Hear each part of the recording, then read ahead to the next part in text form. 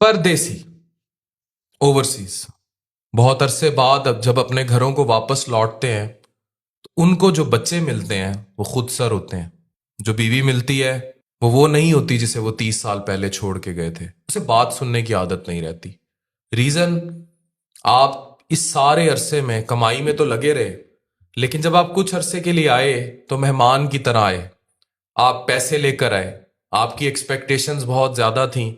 आपको उस जो 1-2 महीने के लिए आप बीच में आते रहे, आपको मेहमान की तरह ट्रीट किया जाता रहा, आपके गिफ्ट्स एंजॉय किए जाते रहे। और जब आप वापस गए तो इस बात पे भी टॉलरेबिलिटी कि अभी तो अब्बे ने चले जाना है। लेकिन जब आप परमानेंट 30 साल बाद वापस आते हैं तो फिर आप ये एक्सपेक्ट मत करें कि वो बच्चे जो बड़े हुए हैं आपके बगैर, वो अब आपका हुक्म वैसे ही सुनेंगे। वो बीवी जिसको खुद इंडिपेंडेंट डिसीजंस लेने की आदत हो चुकी है, अब आप उस पर वही 30 साल पुराना डंडा चला लेंगे, ऐसा नहीं होता। और ये बात भी होती है कि अब आप एक्टिव ब्रेड अर्नर नहीं रहे होते, आपकी औलाद जवान हो गई होती है, वो कमा रही होती है, वो फिर आपके फैसले नहीं सुनते।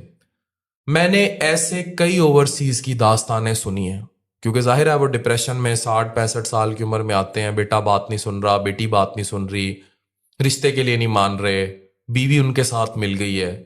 अल्टीमेटली ये उस टाइम लॉस का खमियाजा होता है जो वो भुगतते हैं।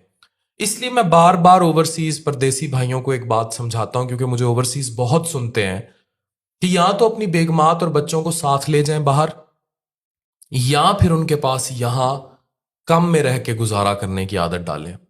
अगर आप इन दो में से एक डिसीजन नहीं करेंगे तो एक वक्त ऐसा जरूर आएगा बुढ़ापे में, या तो आप फिर बुढ़ापा भी अपना वहीं किसी कोने में गुजार दें और बच्चों और बीवियों को जो आदत दे चुके हैं उनको उसी आदत पर जीने दें, या फिर यहां आए तो फिर एक कोने में लग के जिंदगी गुजारने की आदत डालें और अपने लिए इतनी जमा पूंजी जरूर लेकर आए कि आपकी इज्जत बरकरार रहे।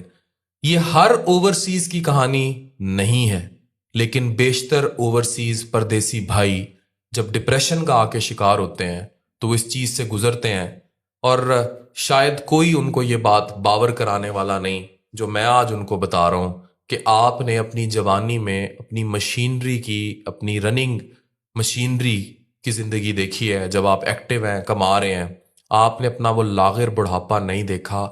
मैंने देख लिया है, क्योंकि मेरे पास लोग उस एज ब्रैकेट के भी आते हैं जो शदीद डिप्रेशन, इस्तराब का शिकार होते हैं। ये नहीं कि उनके बीवी बच्चे उनसे प्यार नहीं करते, वो करते हैं, लेकिन उनको हुक्म डंडा सुनने की आदत नहीं रहती।